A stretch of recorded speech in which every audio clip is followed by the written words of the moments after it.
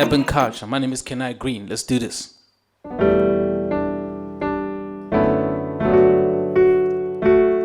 Hey.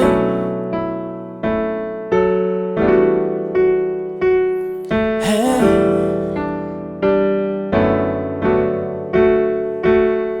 Hey.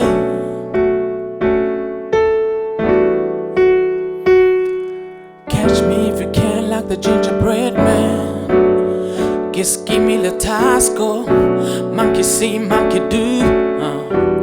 But Lantala Moraho, if in my high school crush, she calls me on a regular, she plays me on a cellular.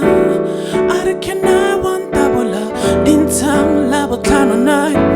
What is that again? Let me talk now. Banyana bamo talk baka. Put your hands up.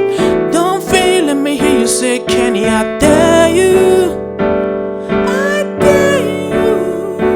If you wanna come with me, I promise I won't leave your body dirty. I dare you. If you wanna come with me tonight, I promise I won't. What's happening, and welcome to Urban Music. Na kalina ke nabusi baba khulu baba dese bareke the Queen of Pitori, and of course, as you can see, bona you saw his live performance, ne?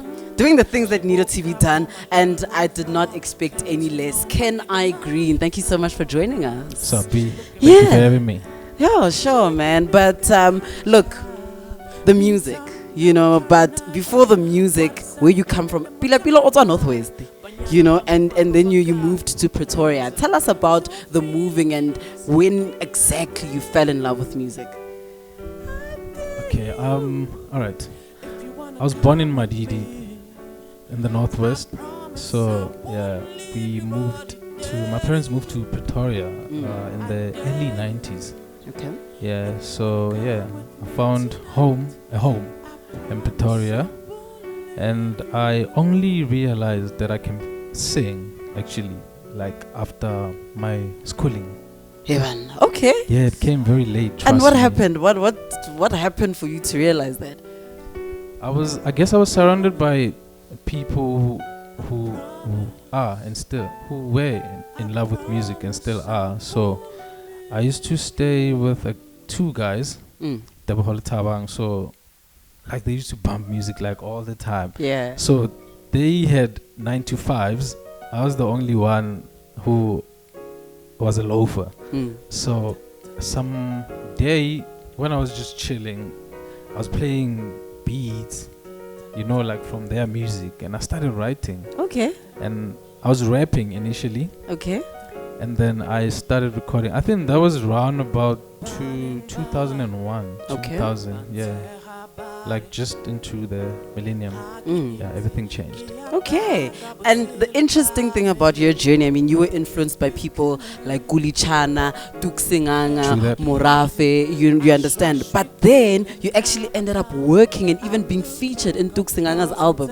Incredible. How did that happen? Jeez. All right, I used to work with a guy by the name of Rendani. So he was my manager, okay, as well. So we started hosting gigs, me and him, and eventually we approached one club whereby we saw there was a lack of hip-hop events that were being produced in Pretoria. So what happened is that when Danny suggested that we start like a Wednesday, hip-hop Wednesdays at a club. It was called Club 55. And we did that. We had Bionic as our first guest. Okay. Then we had Dukes.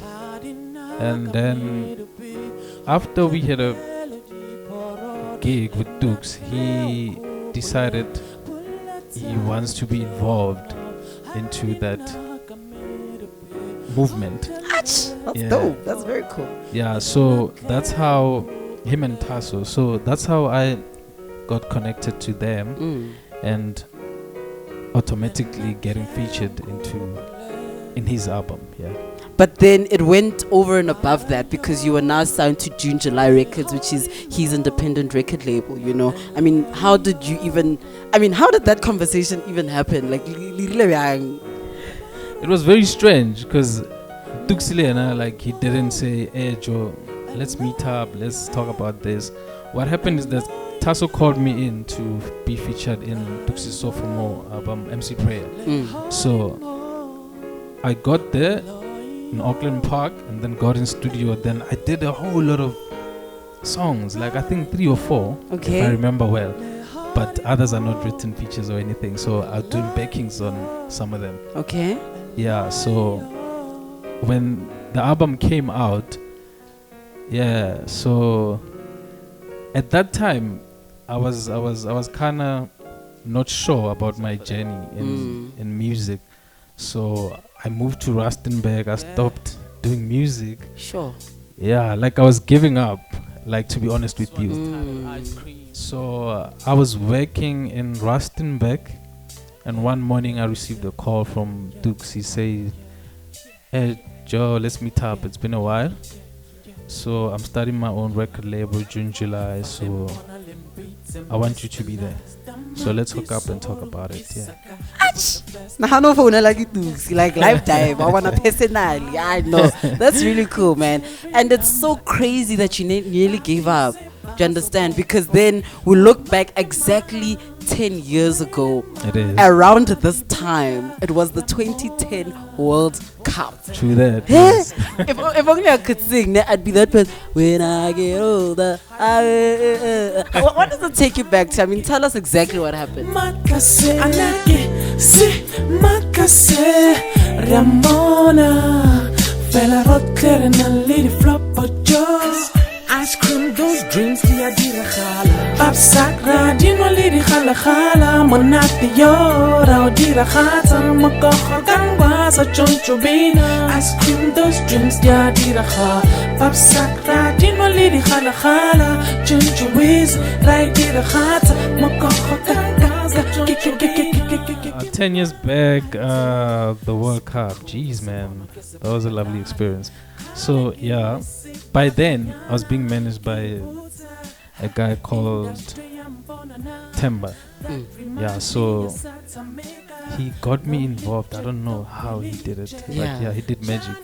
He got me connected into. I think I had in that World Cup in that month, I think I had like 14 performances. Sure. Yeah. It's our World Cup. However, you must also say, you shared a stage with Kenan. You know what I mean? I mean, the levels. I shared a stage with a whole lot of amazing and established artists, you know? Like Kenan. What's amazing enough is that my performance when Kenan came through when we were in Centurion, like I performed immediately before him. Sure. It's one of the highlights. Wow. I'll never forget that. What did that do for your career? I mean, how did things change? What happened afterwards based on, such an amazing achievement during the World Cup? I think after that, people started taking me seriously. Because I remember, I'm Kenai. Oh, one coincidence is that I received a call and they're like, "Hey Joe, I heard you performing in Pretoria. I had it on radio." Wow. I was like, "Oh damn, you had it on radio. This is big." It was the very same day that I was performing with K9. So the coincidence is that my name is Kenai, his name is K9. So when they say K9 on radio, it sounded like they're saying Kenai. Okay. Yeah, but it really added a lot into my bio. After that, doors opened. Yeah, I even got involved into endorsement and being an ambassador. So it really came well. Yeah. Well, no man. Love it, man. But during then, 2010, we're now in 2020. What's been happening? What have you been working on? I've been quiet for some time because I was going through a journey whereby I needed to change my sound, not to sound different, but yeah, to change my sound, like, because the times are changing, the music is changing every now and then, so I needed to find that voice again, so to be relevant in now. Okay. So I've been in studio. I did a whole lot of songs. I don't want to lie. Lights, camera, action, BNGBRUTR. Do you feel like having rosé? MCC got my HEAD. Breakdancing in a vineyard. Oh, I don't even need a spotlight. This is B.I.G. Big dreams for the gold ones. We keep popping to the next ones. Ooh, this is exactly what you need, Muge. I am working on a project. It's an EP. Okay.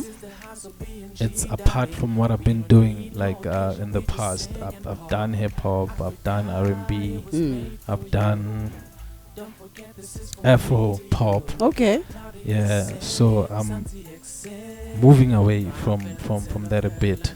Just, yeah, as I've said, just to be not to be relevant, but to be able to be present. Okay. You know, yeah, today. Wa mudi nakong wa. Yeah, Kind it's of a. I've titled it TGIF. Most say it's an acronym for what? Thank God it's Friday. Yeah. Yeah. Well, that's what I know. All right. Mine is Toes Going Fast. Okay. Why toes going first? Going into what? As I've been saying, like moving from that journey and getting into like I'm getting more into dance music. Okay. Yeah. Okay. All right. And what can we expect? I mean, what are the plans going forward for Mr. Kenai Green? Going forward, I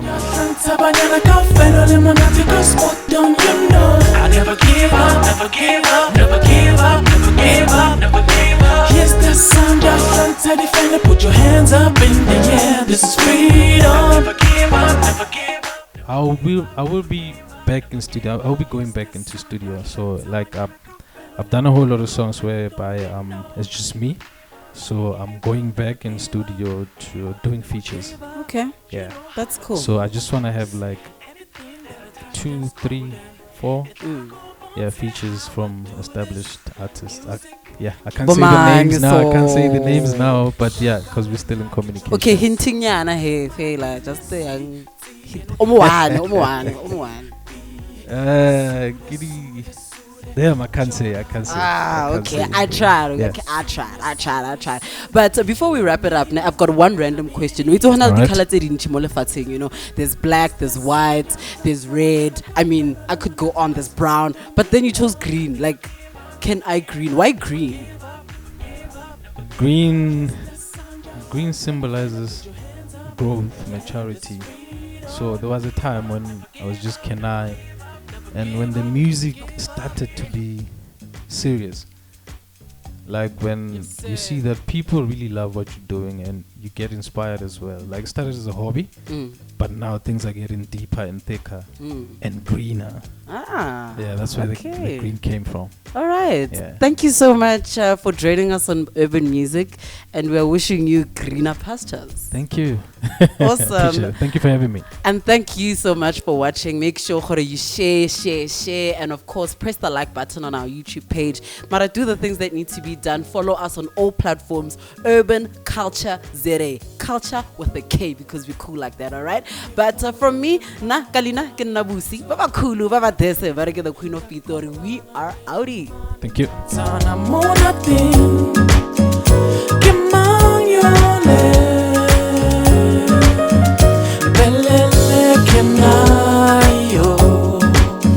Busiho wano harobale, lili buka kare haribale.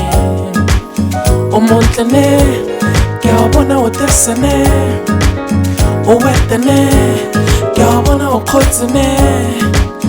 Lesikolo kare hasibatle, mutlala